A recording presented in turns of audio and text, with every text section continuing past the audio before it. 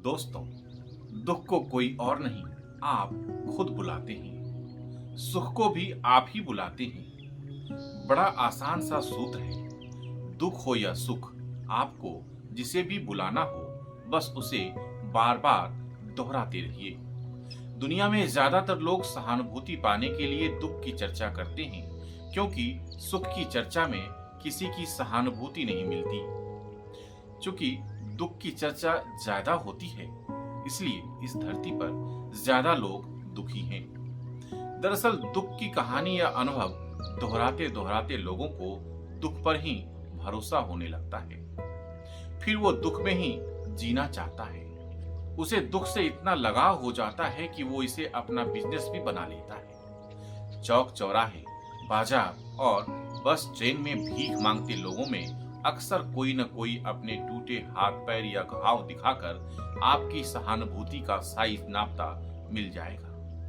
सच कहूं तो ये लोग आपकी सहानुभूति का शोषण करते हैं। वो बिना कुछ बोले आपसे कह रहे होते हैं कि कुछ तो देकर जाओ, और अगर कुछ भी नहीं दिया तो दुनिया वाले तुमको आदमी नहीं समझेंगे। असंवेदनशील और अधार्मिक कहे जाने के डर से आप उसे कुछ न कुछ दे भी देते हैं। लेकिन कभी आपको ऐसे लोगों के दुख और घाव में कोई इंटरेस्ट नहीं आता है। इसलिए मैं कहता हूं कि राह चलते लोगों, पड़ोसियों और रिश्तेदारों के घर अपने दुख का कचरा मत फेंकिए, क्योंकि जब आप ऐसा करेंगे तो पड़ोसी और करीबी भी अपना कचरा आपके घर उछाल देंगे।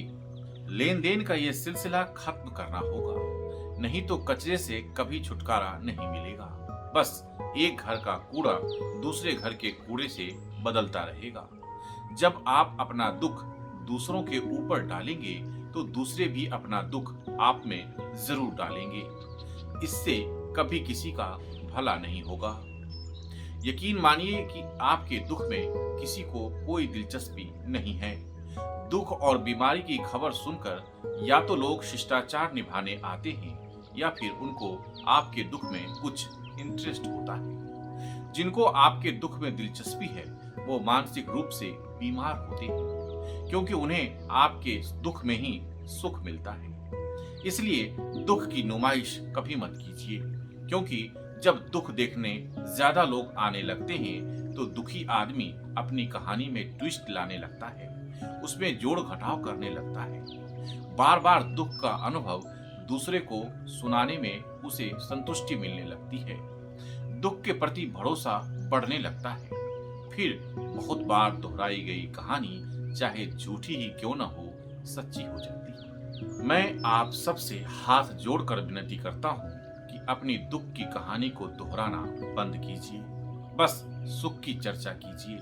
यकीन कीजिए कि आप अगर सुख के गीत गाओगे तो जीवन में सुख कई गुना बढ़ जाएगा। आप जिस बात की बार बार चर्चा करते हैं, उसका आपके जीवन पर असर होता है। उस बात पर विश्वास, भरोसा और आस्था बढ़ जाती है।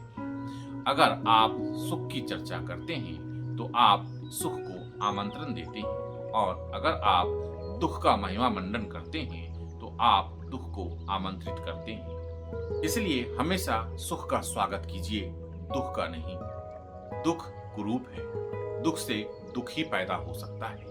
इसलिए इसका स्वागत या संग मत कीजिए। जीवन में आप जिस चीज का स्वागत करेंगे वो आपके पास आता जाएगा, बढ़ता जाएगा।